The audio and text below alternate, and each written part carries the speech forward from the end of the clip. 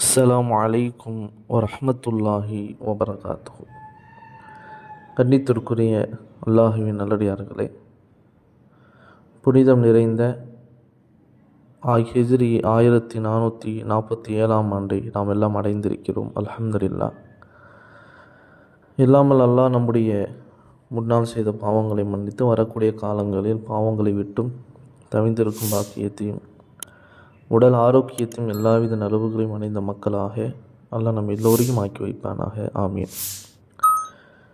முஹர்ரம் மாதத்திலே மிக முக்கியமான நாள் யோமே ஆஷூரா.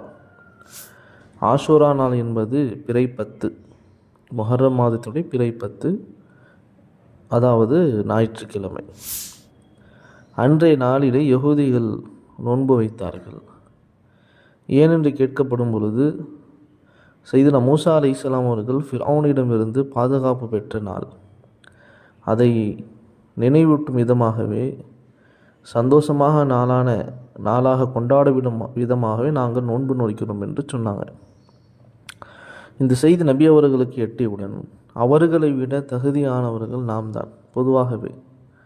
எனவே நாம் யகூதிகளுக்கு மாற்றம் செய்ய வேண்டும். யகூதி எது செய்கிறாங்களோ அதை அப்படியே ஃபாலோ பண்ணக்கூடாது.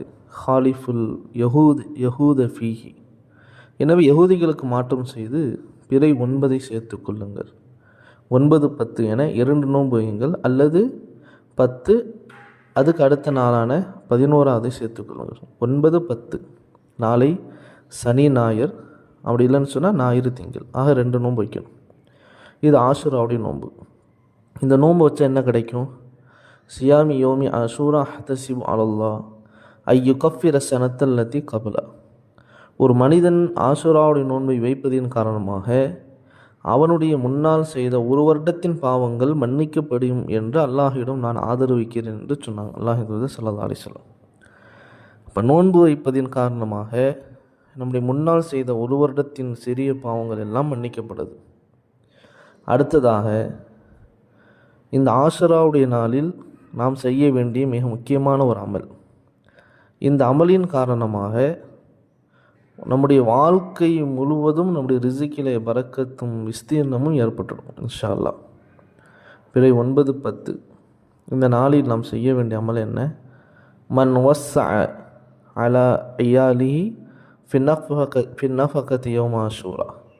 ஆஷூராவுடைய நாளில் செலவு செய்யக்கூடிய விஷயத்தில் தன்னுடைய குடும்பத்துக்கு தாராளமாக செலவு செய்யக்கூடியவர் வஸ்ஸஅஹுல்லாஹு அலா சாயிர சனத்தி. அவருக்கு ஒரு வருடம் முழுவதும் அவருடைய ரிஸ்கில் அல்லாஹ் பரக்கத் விசாலத்தை ஏற்படுத்திடுறான்.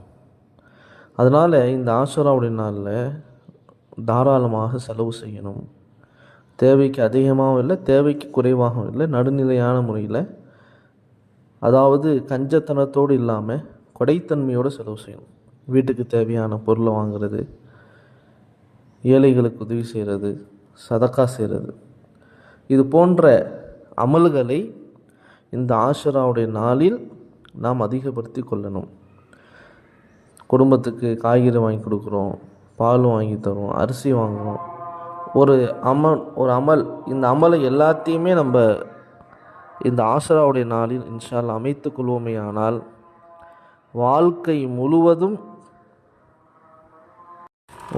முழுவதும் நமக்கு ரிஸிக்கிலே பரக்கத் செய்யப்படும். எனவே விசாலமாக தாராளமாக கொடைத்தன்மையோடு செலவு செய்வோம், ரிஸிக்கிலே பரக்கத்தை பெறுவோம். இல்லாமல் அல்லாஹ் நம் அனைவரையும் கபூல் செய்வானாக. ஆமீன்.